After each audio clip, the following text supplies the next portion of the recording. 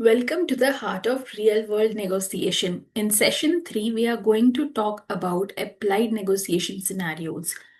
This is where theory meets practice. We are about to explore how negotiation shows up in daily life, socially, professionally, and emotionally, and even when we don't label it anyway. Ever argued about where to go on vacation or who is cooking the dinner?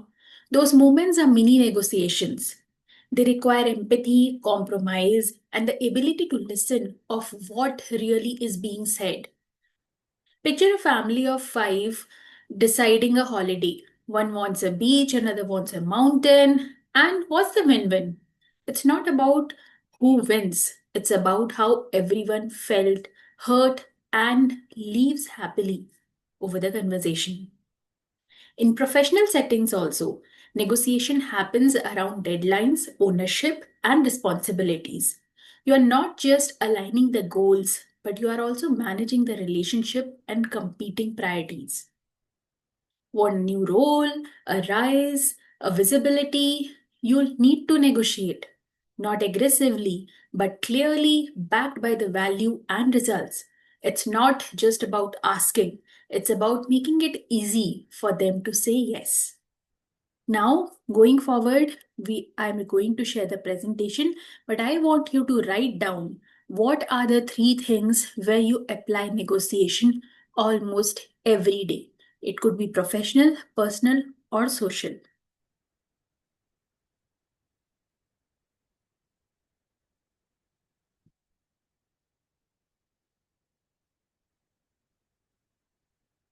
Now, here I come with a presentation.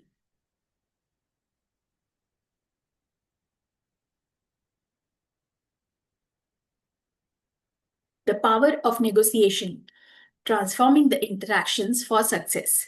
Negotiation is an essential skill in both personal and professional context, influencing outcomes in various business deals, conflict resolution, and relationship management, highlighting its significance across various aspects of everyday life and requiring a strategic approach to foster effective communication and collaborative solutions. Now, let's understand what negotiation actually is in terms of application. Relevance of negotiation is a strategic discussion aimed at reaching an agreement, crucial for success in both personal and professional realms. When you do negotiate, it's kind of in a strategy where you are making up your mind with certain facts, figures, and the relational frequency with the person next to you. The other party perceives you in a way how you speak and how you present those rational facts and figures to make sure that the evidence is powerful enough to influence you and let you think about how you want to go ahead in this conversation further. Type of negotiations could be varied based on the social interactions, workplace situations, or career negotiations. Social negotiations revolve around personal relationships. Workplace negotiations pertain to organizational settings, and career negotiations focuses on job offers and promotions. How negotiation influence outcomes in various contexts. Let us suppose social negotiation. When you are talking to a person who is aligned with your thought, you feel more active and you want to share more. However, if a person to whom you are talking is not giving you a space to hear them out, then it would be really frustrating for you because even though you are expressing your thought, but it is not being heard towards the next side. Workplace negotiations also covers multiple things. So if you have a proposal to share or an add-on activity which can improvise the project, but the organization or the management is not agreeing to it, it would be really frustrating for you.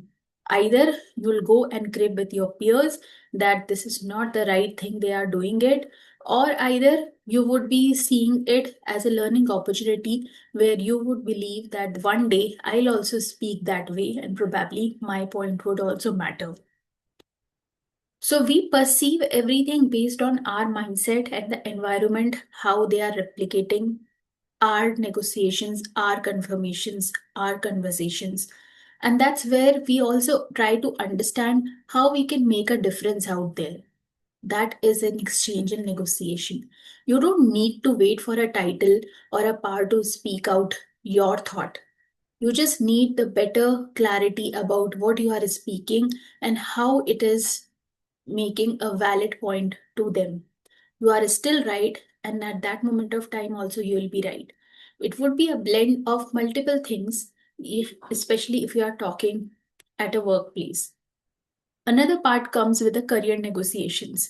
Sometimes what we are is being seen after we got hired. But before that, the the company doesn't know about you and you only knows about the company which is publicly available. To match that format, it's really important to have a balanced negotiation. You also have to capture the value integrities where your values plus the company's values are overlapping. At least 3 to 4 values are something which are overlapping, and you believe doing your work accordingly. If the company is more focused on employee, then how as an employee you can create a value is something it is important. If the company is focused on business first, then how you are contributing and bringing your value from the business perspective on the table. It depends on the context, situation, and environment, how you want to drive the negotiations. Effective negotiation skills can lead to favorable agreements, improvised relationships, and enhance career advancement in different scenarios. Coming to the negotiation in social situations. Let's take an example. For example, if you are around your friends and you guys are deciding what is to be eat, is it continental, Asian, Indian, or something experimental? You will see how different preferences and taste can create a dynamic negotiation scenario among your peers that requires effective communication and mutual respect. You cannot order anything which you only want because the rest of the people would also like to eat or something different. So then you'll come to a common conclusion like what is to be eaten, and let's try this later on if we are hungry. So you automatically decide the priority of things depending on who is agreeing on what, and there would be a mutual respect because you don't want anybody to get disappointed in a frame of friends. Another one, tactics like listening, framing, and compromise. So, in the previous session, we have understood about the different ways of negotiating, out of which we have talked about the alternative negotiation plan.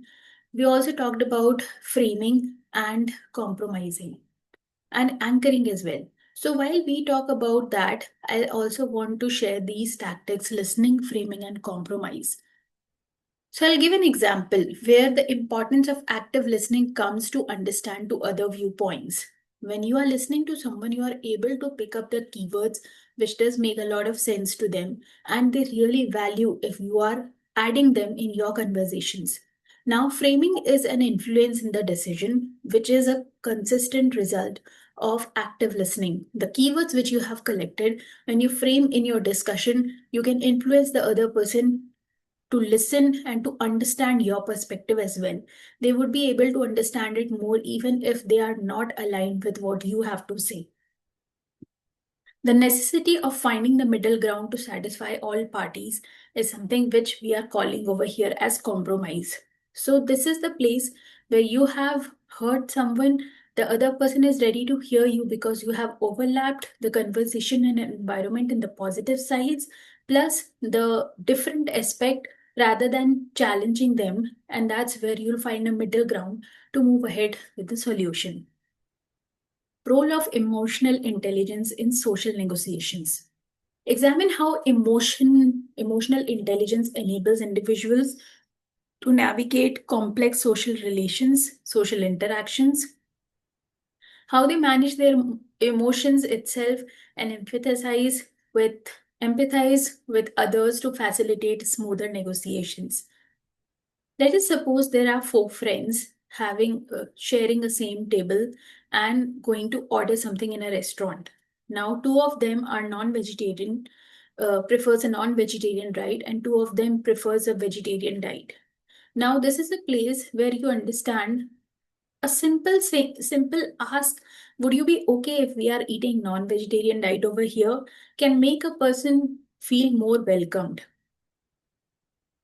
Because even though they would be okay while eating it, but this is a small gesture which has given you a permission where they are also being accepted, and they are not feeling like uh, I have to compromise on this without even being asked. So asking for a permission is another part of emotional intelligence, where you add the person emotion in the conversation as well. So this is one of the example, but there are similar kind of examples where you can see those situations and scenarios even if you are sitting with your family or peer groups. Do understand and write down two or three points which had made a difference, and you understand the whole direction of the conversation has changed because of these small tweaks. Coming to the negotiation in workplace, cross-departmental alignment changes. So most of the time, whenever I was working with cross-functional teams, the conversation also get entangled when the word is not common. So I have an experience from HR and HR consulting, where HR consulting includes more of the market names plus HR names, and HR tech is again another thing where we use technical words plus HR words. So this is a merge of different keywords being used in the negotiation. While someone could be explaining the same thing, the other team would be understanding the different thing. So what are those common things, what they want to understand? We always use visualized capacity and common terminologies to make sure that everybody is understanding the same language. It could not be used at both the places, or it could be used at both the places. Depending on the purpose, metaphor, and visualization, it is much easier to understand the way how it is being communicated. So these alignments are pretty challenging, yet these are the open areas where negotiations can be improved and give a lot of perspective for learning as well. Setting boundaries in team collaboration. When we establish clear roles and responsibilities, we ensure accountability and prevent the overlap in team tasks. This is also a part of negotiation, where we are negotiating what is coming in the scope of whom. When we talk about this, it is really easier for the team to understand what is being done by me, what is done by the other person, and who would overlap certain activities or shared activities as well.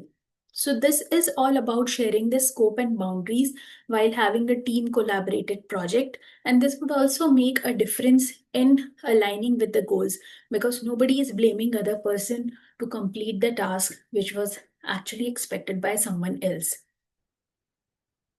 Skills, strategic empathy, and active listening. Developing an ability to understand others' perspective and emotions to enhance negotiation outcomes and build trust. Strategic empathy is nothing but a simple word where you are open to understand the perspective without agreeing to them. So, when you are open to understand the perspective, it is a place where you are giving a scope to the other person to speak for themselves, to place their opinion, to place what they think and how they think. The purpose of 3Y could resolve your problem over here and makes the negotiation much better. When you are not, let us suppose you are not agreeing to the person next to you and they have a proposal which is not making any sense to you. While you have already concluded that in your mind, the thing what you can do is you can ask them why you think it is good. When they explain is why it is good, then you can ask why it is, or the perspective where you have already created a negative notion about it, you can ask the same thing rather than putting your lead over there, because I think this is how it would be done. Instead of that, you can just ask them why you think it would work better. So this is called escaping the lead and asking the strategically empathetic question. This enhances the communication, and therefore the team members would be able to explain their point in a better way rather than facing the challenge. They would be able to give a more descriptive idea about how they think about it. After they complete their 3 why responses, that is the place where you would be taking the charge and then explaining, like, this is the point, how I am seeing it. But just keeping a step back on your leading question and listening to them openly gives a good platform to have a better negotiation and avoiding the conflicts. Next one, negotiating the career growth. Techniques for promotions and role changes. Employ strategic conversations and performance demonstrations to highlight your readiness for advancement and articulate your value to the organization.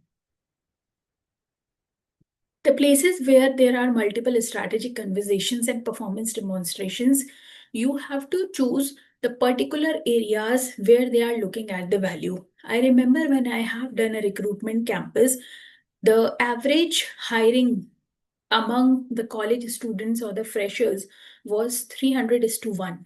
So out of those 300s, that one person who is showing one single way of writing a code which is not same as the rest of the other.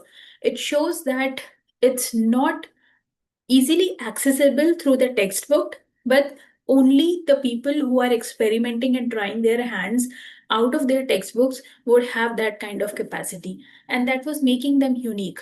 This is one example. Another simple example these days, which is pretty common, when there is an assignment given to you and you are asked to explain and give the code or give the scenario and the solution, where your assertion and reasoning is being understood based on the case which is being given by the company. So while you have to make sure that you are providing the solution, but also it is a place where you are creating your unique keyword in hand so that they are not getting the solution, but they are getting your value so that they have this option to give more value to you by hiring you. And that's where you can provide similar kind of solutions to them. How do we do that? This is again a part of negotiation where you would be learning that you have to provide a primary solution showing a visualization of how do you reach there, plus making a value perspective of yourself where you are a placeholder of providing that solution, but you are not only the placeholder. Your mind and strategy works in such a way that that solution could be provided. That's where your value comes more before the solution, and that's where your chances of getting hired are more. It's all about negotiation, the same thing you are doing, but you are bridging the gap with your presence over the communication.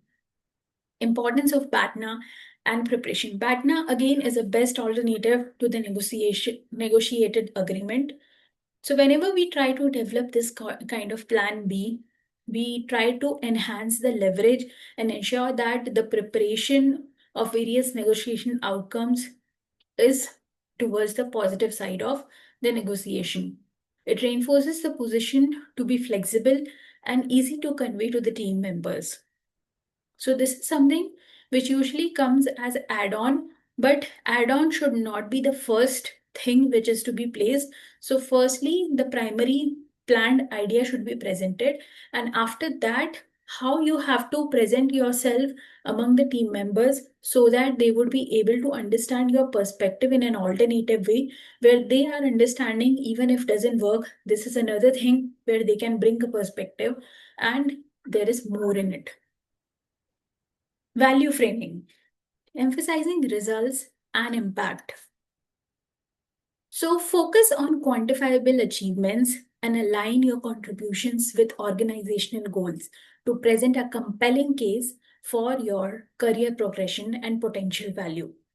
So when you try to focus on quantifiable achievements, that is where they can see the numbers. When we see the numbers, we try to give the logical reasoning around the numbers. So it becomes an evidence when you connect your negotiating skills with the quantifiable numbers, That is called framing. When you frame the value in your negotiations, it is more effective to show the result and impact, because now you are not talking many people, you are talking about a score, a number, a percentage, which obviously gives a more value to the analysis contribution across the organization goal, because organizational goals and those management analysis would only work on their scores. So if you are contributing to a score which is almost closer to the score they are seeking for, of course you are a potentially more efficient person in their eyes. Negotiating up the chain. Understanding power dynamics in negotiations. Analyze the influences of hierarchy, decision making authority, and personal relationship that shapes the negotiation outcomes. You can check this example in your family itself, who usually make the decisions, how the power dynamics changes when an upper hand person or your senior brother or sister is coming in place and they have an influence in their decision making, and how the whole power dynamics changes. Or if you became a person who have more power to speak. Usually, this changes when you start earning, the power dynamics changes between the earning member of the family and you. Then you are not only the son or daughter or their children, you are more a person who is earning and have their own thought process. So gradually the power dynamics starts to get balanced, especially if you are living in a joint family and not staying away from your parents. Does matter a lot. Check this part of negotiation in your personal relationships. Structuring request with evidence and clarity. Prepare data driven proposals that articulate objectives, demonstrate value, and align with organizational goals for maximum impact. Anything when you are negotiating, the most important thing is getting the knowledge of the third party or the other party. When you get the knowledge, you have to document everything, because that data driven proposal has so strong impact, while you would be very confident in giving the evidence on respective negotiating part, and then you can align and articulate it in an objective where it would be suiting your requirements as well as their wishes to be a part of negotiation. It creates a value as well. It is also aligned a respectful attitude of being very focused and organized in terms of making an impact and confirming a successful negotiation. Another example, presenting initiatives to risk averse executives. Crafting compelling narratives that mitigate perceived risk while emphasizing potential benefits to encourage executes buy-in. Sometimes we have to work with people who mostly see the risk in everything what we say. How do we get over them? How do we try to provide the mitigating solutions of all the threats which are being defined or potential threats which are being defined by such kind of executives? This is something where we have to win the solution without losing our nerve.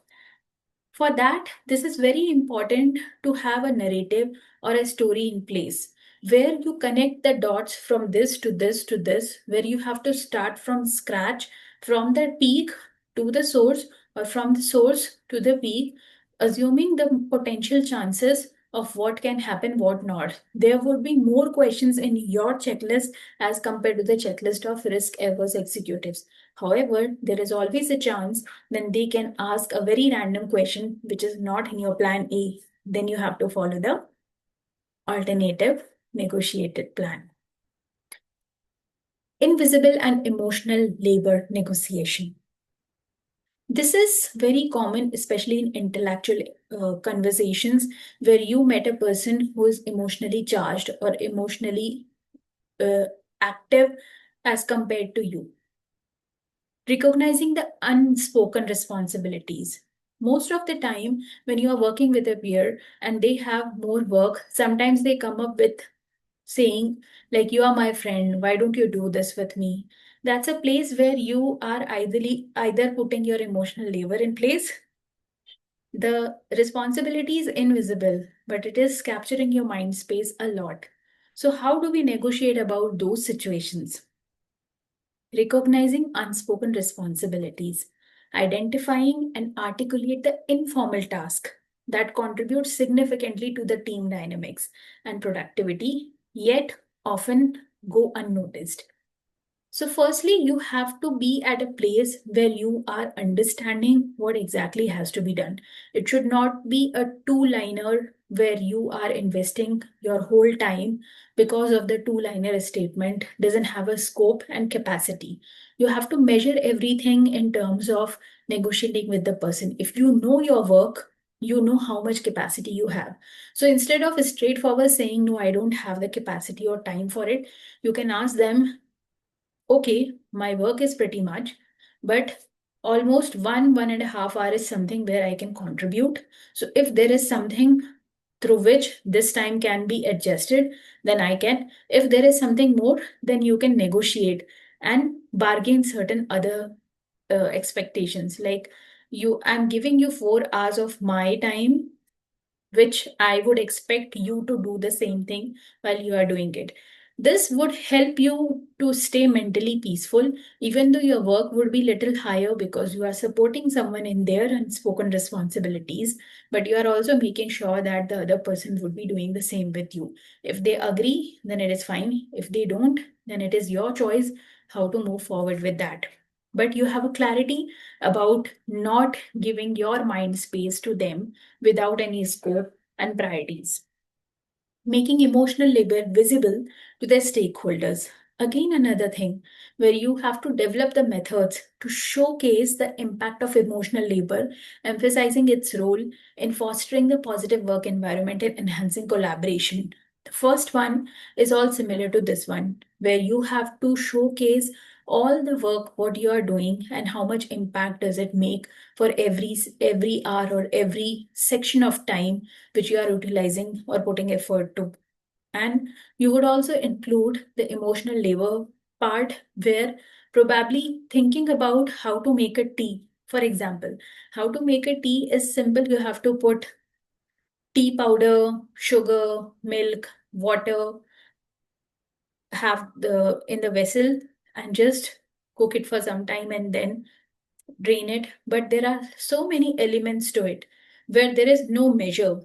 So if somebody says like this is how you have to do it, you have to ask them, you have to clarify tuck tuck tuck tuck everything, how much mental space it is requiring, how much emotional labor it is requiring, where are the facts and figures. So how many spoon, how many cup of tea, how much milk, how much sugar, how much water, which kind of a vessel, what kind of is it an induction plate or a stove, how much I have to boil. So there are certain things which should be there. Even though if you agree to work for that, you have to make a list of all the things which are a part of it so that nothing can go alone. Even after that, you have to keep a buffer that this is also something where I have to keep a space to think more about it. This will help you to avoid the emotional labor and you will be able to make it visible rather than thinking about it, because there are so many constraints that can come if you're not negotiating it properly.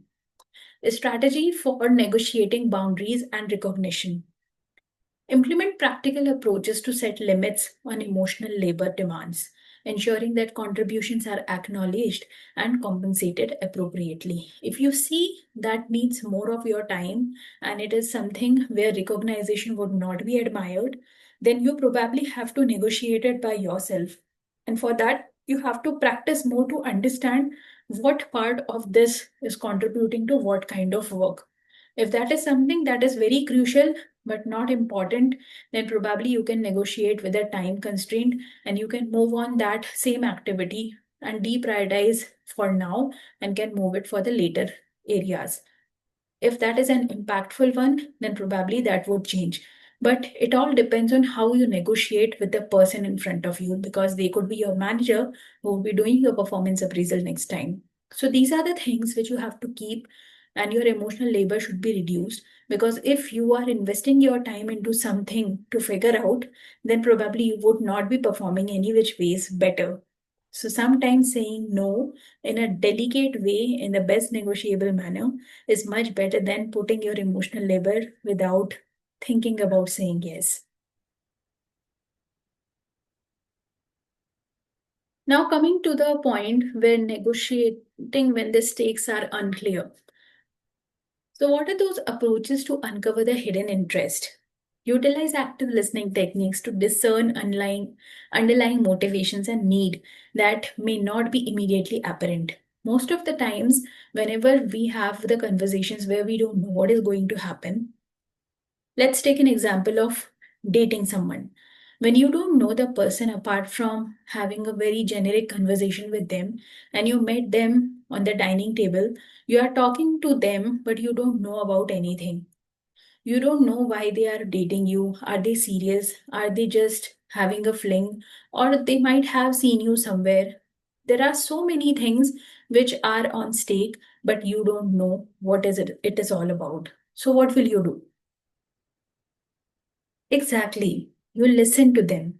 You'll ask one or two questions and then you'll try to understand what exactly they are here for.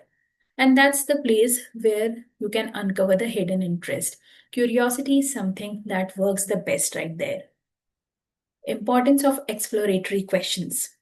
Formulate open ended questions that encourage dialogue and reveal deeper insights into each party's priorities and objectives. So, explaining the exploratory questions. Exploratory questions are more where you are not giving your perspective but listening only the other person. So, for example, if I have to ask you, how do you do that? I'll stop right there. But if I'm asking a closed-ended or mid-ended question, then I would say, how do you do that? Because I'm not able to do this. I would be really curious to know. Which means you are giving your perspective. How do you see that?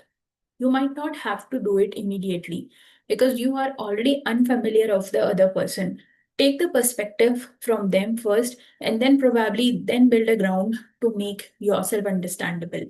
If you give a leading question or leading ideology about yours, so they'll frame the answer according to that, which would not be beneficial for you because you are still trying to understand them. And there's nothing wrong with it.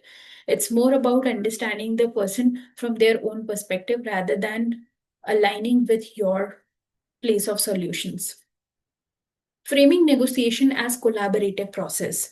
Emphasize partnership over competition by identifying shared goals and foster an environment of mutual respect and trust. This is pretty important and the most challenging part of these days. Most of the people are stressed out and really feel challenged because they are not finding anyone with whom they can share their thought process. They start with partnerships and get into the competition, where the shared goals becomes the place of race. And instead of fostering the environment of mutual respect, they don't listen to each other and they just compare like how I am better in this situation as compared to you, which immediately breaks the trust and mutual respect as well.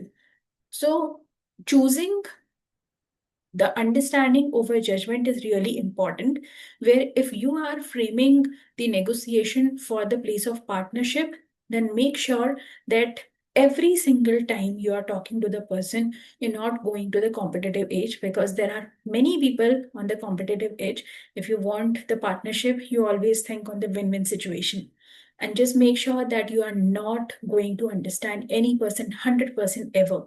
Human is meant to change every day. And if you are understanding a person and believing that the person has stayed same as before, there is a high probability that you are going to get a very different ideology and very different response by the end of the day. So negotiations always works on present dynamics, not on past experiences, because past experiences lead to failed negotiations. Creating a win-win attitude. Focus on the interest over positions. You can emphasize the underlying needs and desire of all the parties to facilitate collaboration and achieve mutual satisfaction. Strategies for expanding options and benefits. Utilize creative brainstorming techniques to identify multiple solutions that enhance value for all the stakeholders involved. Third one, relationship building as a core negotiating tool. Prioritize long term connections by fostering trust and respect, which can lead to more favorable outcomes in future negotiations. What are the mindset impacts on outcome? Confidence, clarity, and persuasive negotiations. We have talked about it, but when we talk about applied negotiations, we can say cultivating a strong self belief and clear communication enhances the influence and lead to more favorable negotiation results. Inviting creativity through curiosity fosters an inquisitive mindset, encouraging the innovative solutions and collaborative brainstormings during negotiations. This is being said pretty commonly about power of negotiation. Emphasizing the importance of continuous practice in negotiations reveal the strategies that lead to mastery and improved outcomes. So there are multiple role plays where you can utilize this practical application along with your friends or team members. Number one, household duty negotiation. You can facilitate the discussions between household members to identify and agree on an equitable distribution of chores, ensuring everyone's preferences and schedules which are considered. Another one is recognition of unpaid work. For that, you have to observe and try to understand who are often overlooked and their contribution has been made even in work situations for interns or probably in domestic situations where they are investing their mental energy instead of physical energy or mental and physical energy, and yet you are considering them, this has not been a part.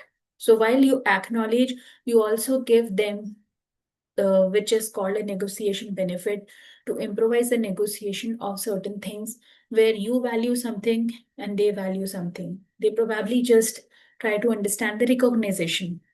Fostering this culture respects both paid and unpaid labor.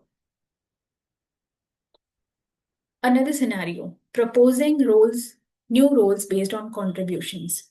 So sometimes individual contributions are being accessed, especially in household management or in offices as well, where the person is working on different scenarios. So I have one of my friend who is working in supply chain, but also manages the services, but also manages the presentations of the executive leaders because of her experience and the scope of work which she carries all along with.